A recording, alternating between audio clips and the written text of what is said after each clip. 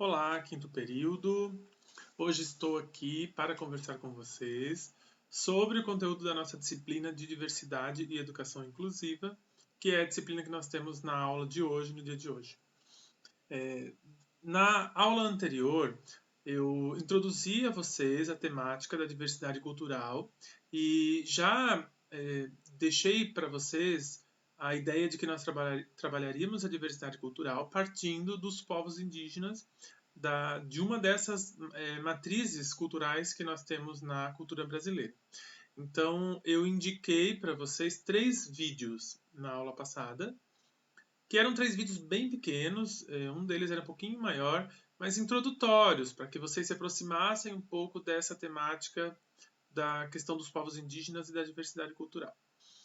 Hoje eu trago alguns conceitos para que a gente fale um pouco de cultura, dessa ideia de diversidade cultural e alguns elementos para a gente pensar os povos indígenas como uma cultura, né, e que na verdade várias culturas, as culturas dos povos indígenas, que são os povos originários aqui do Brasil.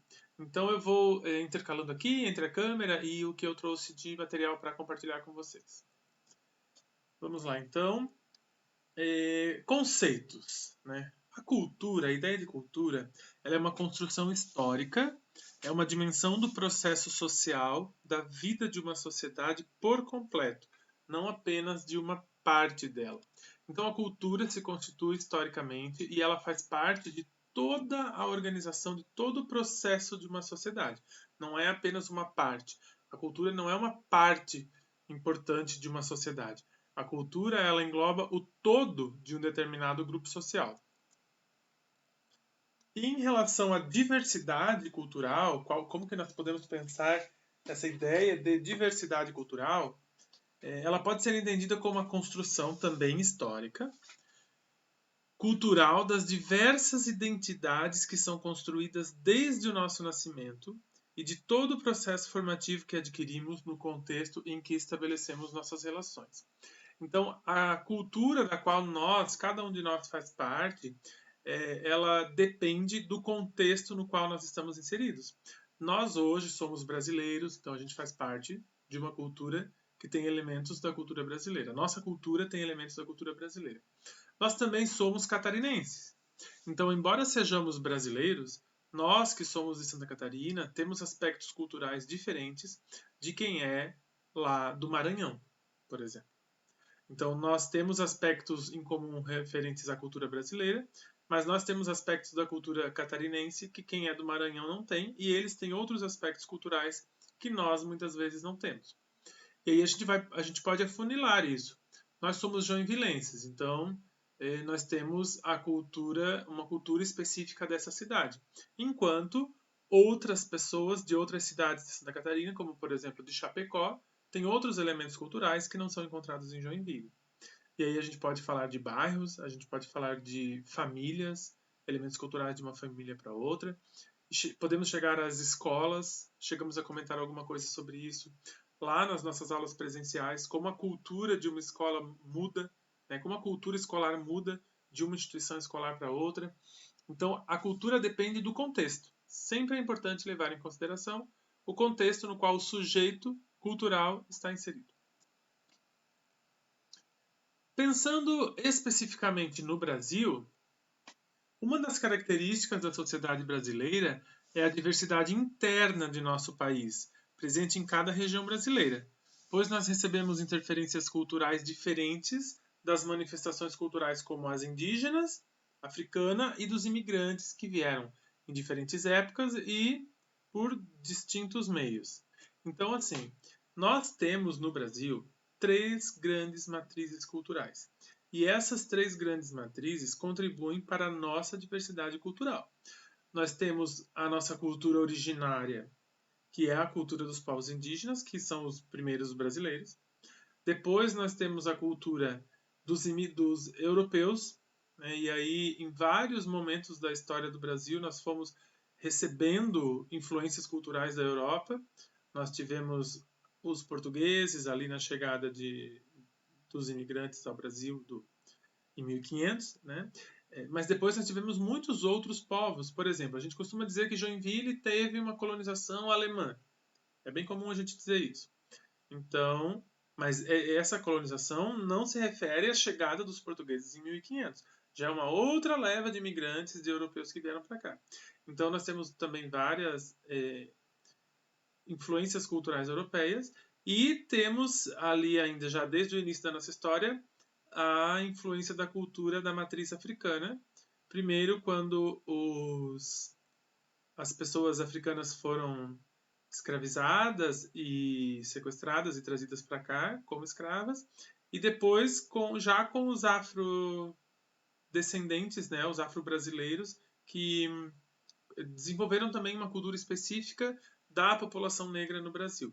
Então nós temos essas três grandes matrizes, que é a cultura indígena, africana e europeia, mas com muitas variações, e tudo isso forma a diversidade cultural do Brasil.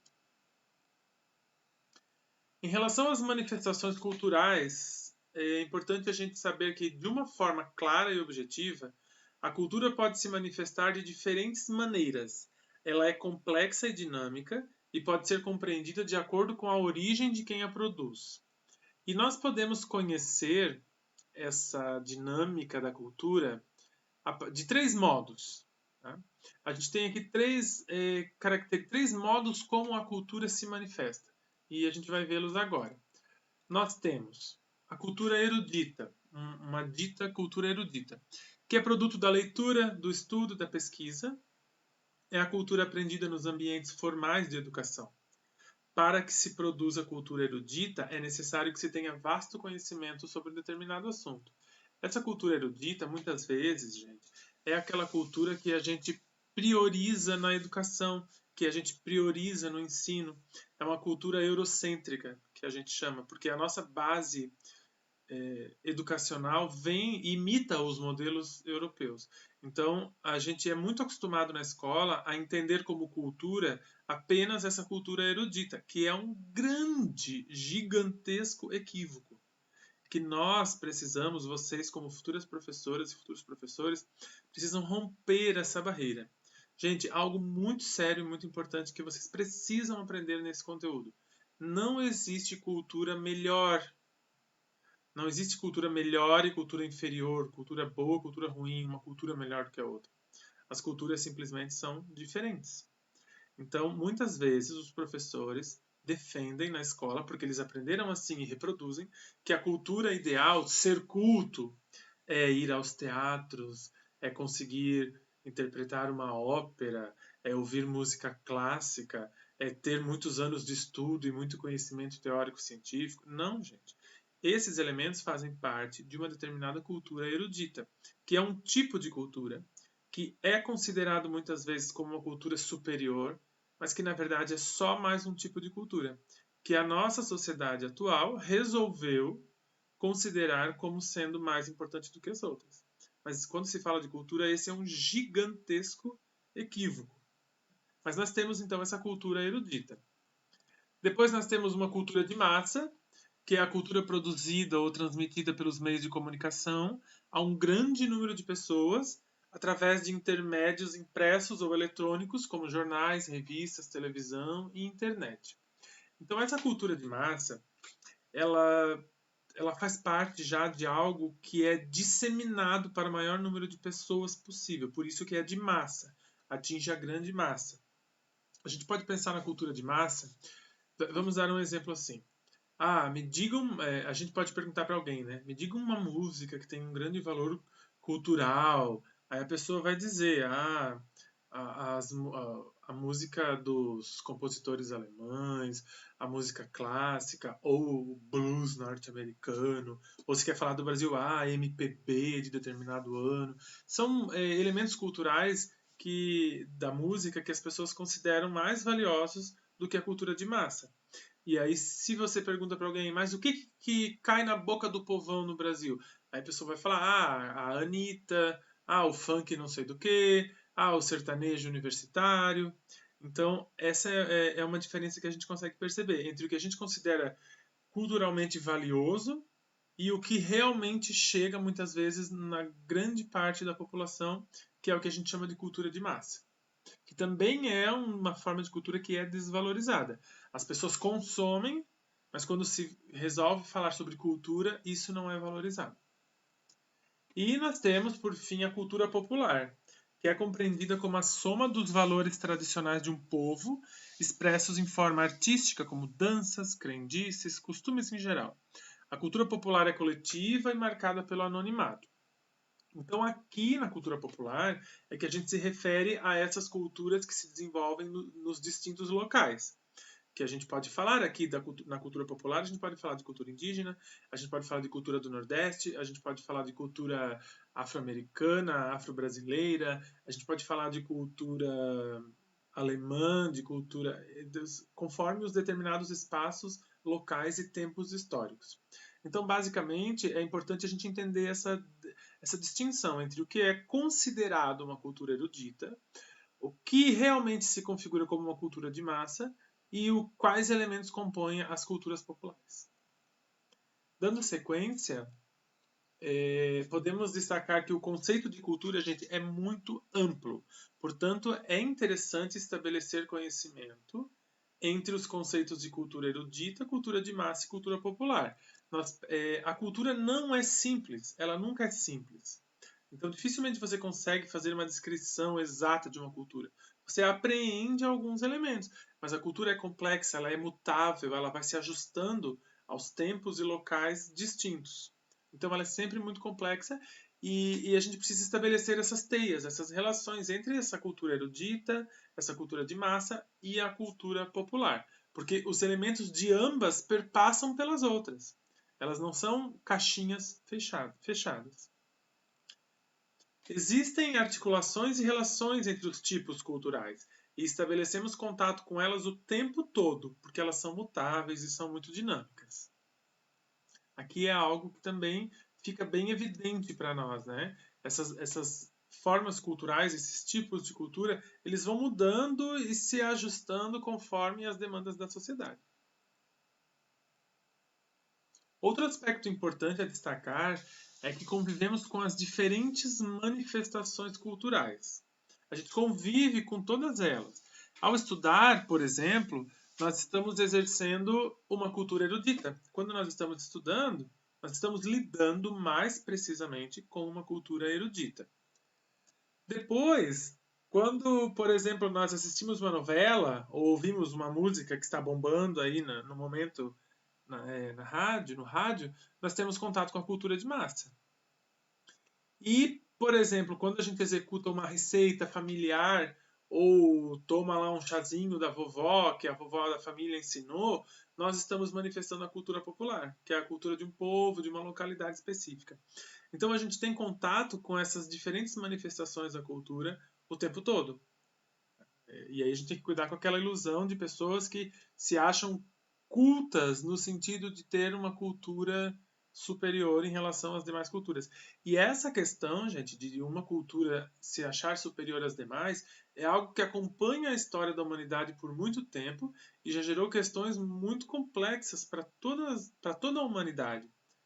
Esse risco e esse grande perigo de uma cultura se entender melhor do que as outras culturas. Aqui agora a gente entra na cultura indígena, que é o nosso segundo momento, que é o foco que nós vamos trazer nessa discussão sobre cultura. Então, vestígios arqueológicos apontam que os indígenas brasileiros descendem de povos originários da Ásia, que migraram do norte do continente americano pelo istmo do Panamá e ocuparam a América do Sul há cerca de 10 mil anos.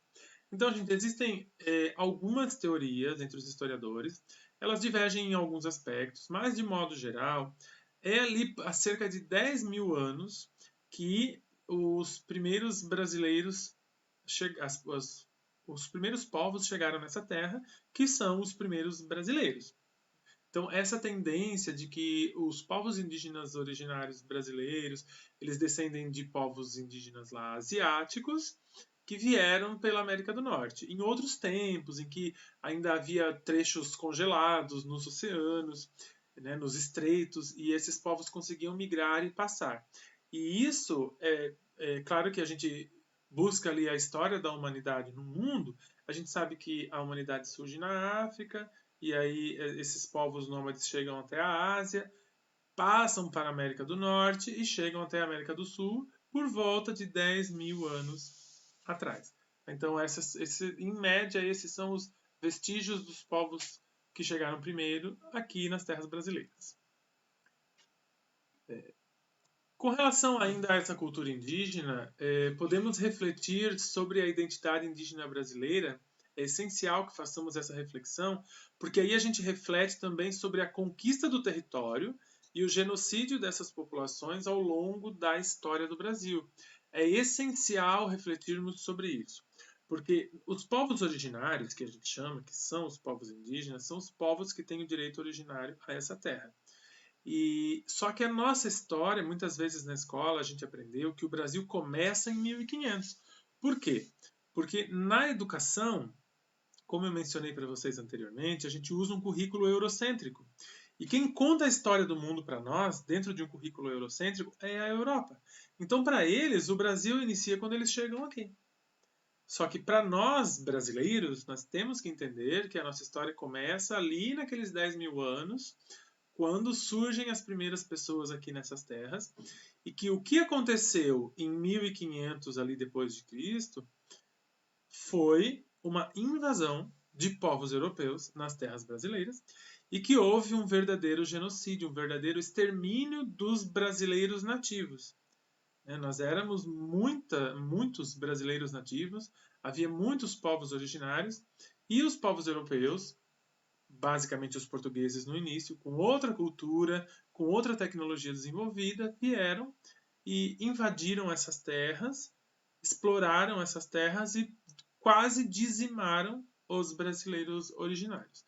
Então é essencial, quando se fala de diversidade cultural e de cultura indígena, entender essa lógica do que aconteceu no Brasil no ano de 1500 e dali para frente.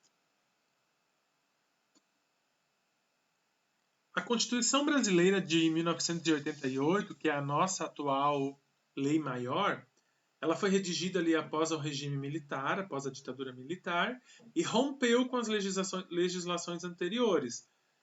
Que essas legislações anteriores, nelas o Estado adotava uma atitude de assistencialismo diante das populações indígenas.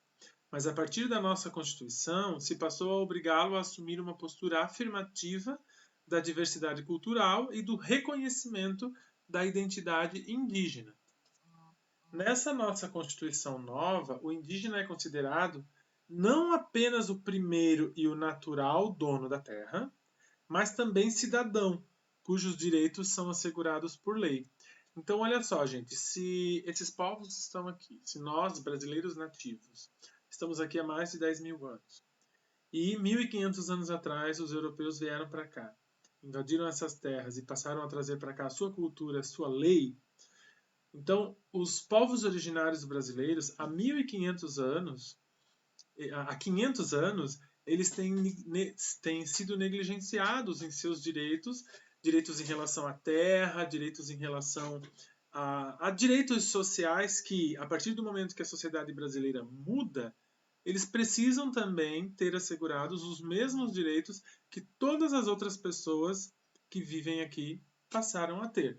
Então é apenas na nossa Constituição de 1988, 30 e pouquinhos anos aí atrás, 32 anos, que nós tivemos realmente as pessoas indígenas asseguradas com igualdade perante a lei no Brasil.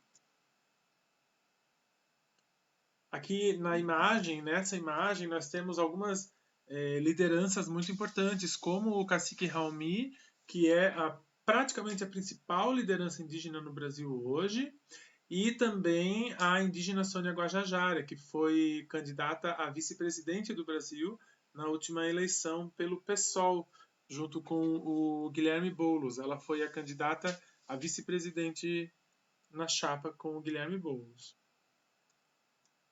Bom, vamos lá, vamos dar continuidade aqui. Aí a gente pode falar um pouco em relação a esses riscos à integridade dos povos indígenas. Ainda hoje, muitos grupos indígenas continuam marginalizados, sofrendo ataques e perdendo direitos sobre terras demarcadas pelo Estado. O ataque aos indígenas inicia em 1500 e continua até hoje. E esses ataques vêm de todos os lados. Esses ataques vêm de pessoas que querem explorar a natureza de forma desenfreada, vem do agronegócio, vem das religiões que não respeitam a cultura indígena, que invadem os povos indígenas, que querem catequizar esses povos, que querem retirar a religiosidade da cultura deles. Então, ainda existe muito risco à integridade dos povos indígenas no Brasil. O avanço da fronteira agrícola, por exemplo, em direção à floresta, é um grande risco. A exploração do minério e a construção de hidrelétricas são exemplos de investidas econômicas que colocam em risco milhares de povos. O desenvolvimento econômico desenfreado que nós vivemos nesse mundo moderno capitalista hoje, ele enxerga muitas vezes o indígena como um entrave ao desenvolvimento. E isso vem acontecendo desde que os portugueses chegaram aqui em 1500. Então, os grandes especuladores econômicos, eles têm interesse nas terras indígenas, eles não se conformam com as reservas indígenas, eles querem explorar tudo que tem na natureza e que ainda não foi explorado. Então, eles tentam de várias formas e por vários meios romper com a integridade, romper com a proteção e romper com o direito originário que os povos indígenas têm. Segundo o censo de 2010 do IBGE, há no Brasil mais de 800 mil indígenas divididos em 238 povos.